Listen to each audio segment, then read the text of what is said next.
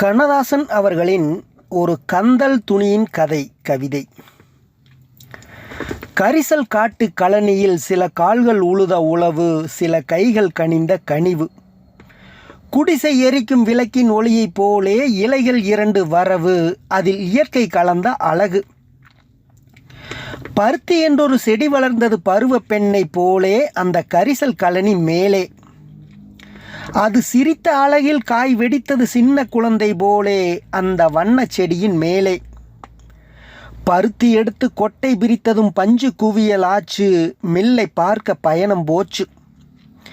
அதை திருத்தி எடுத்து பார்த்த பொழுது சின்ன இலைகள் ஆச்சு, நூல் என்னும் பெயர் உண்டாச்சு. அழகு வண்ணம் கலந்து நெய்ததில் ஆடை வந்தது மெல்ல, பலர் மானம் காத்து கொள்ள. இடைகுலையும் மாதர் உடலில் ஏறி கோல கவிதை சொல்ல, உடல் மூடி மறைத்து கொள்ள. அந்த துணியில் ஒன்று கிழிந்து அடுப்பங்கரைக்கு வந்து தான் படிக்குது இந்த சிந்து. தன் சொந்தக்காரர் பலரை எண்ணி துடிக்குது மனம் வெந்து, கதை சொல்லுது தனை நொந்து. வாழும் நாளில் வாழ்ந்த என்னை வைத்த இரும்பு பெட்டி, இன்று உதைக்கும் என்னை எட்டி. நிலை தாழ்ந்தபோது மனிதர் கூட உடைந்த பானை சட்டி, யார் உறவு கொள்வார் ஒட்டி. என்னை ஒருத்தி இடையில் ஏற்றி இருந்த காலம் உண்டு, அவள் மணந்த கணவன் கண்டு அவள் கன்னத்தோடு என்னை சேர்த்து கலந்த காலம் உண்டு, அது இறந்த காலம் இன்று. சலவை செய்து வாசம் போட்டு தங்கம் போல எடுத்து பின் அங்கம் பொழிய உடுத்து.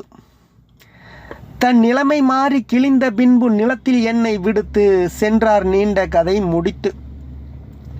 சுட்ட சோற்று பானை சட்டி தூக்கி இறக்க வந்தேன், என் தூய உடலை தந்தேன். நிலை கெட்டு போன செல்வர் போல கேள்வியின்றி நின்றேன், இன்று கேலி வாழ்க்கை கண்டேன். பந்தல் போட்டு மனமுடித்த பருவ உடலில் துள்ளி வாழ்ந்த பழைய கதையை சொல்லி, ஏங்கும் கந்தல் கதையை கேட்ட பின்பும் காலம் அறிந்து கொள்வீர், வாழ்வை காவல் காத்து கொள்வீர். மேனி அழகும் காசு பணமும் இருக்கும் வரைக்கும் லாபம், அதை இழந்து விட்டால் பாவம். பின் ஞானி போல பாட வேண்டும் நாய்களுக்கும் கோபம், அதுதான் நான் படிக்கும் சோகம். கந்தலுக்கும் வாழ்வு வரும் காலம் ஒன்று உண்டு, ஒரு கையளவு துண்டு மேனி பந்தல் தன்னை மூடிக்கொள்ள வேண்டும் வேண்டும் என்று ஏழை வேண்டி நிற்பான் அன்று. கோவணமாய் ஆனபோதும் கொள்கை எனக்குண்டு, மான கோட்டை காப்பதென்று. இன்று கோவணமாய் ஆனபோதும் கேள்விக்குறி ஒன்று பதில் கேட்கிறது நின்று.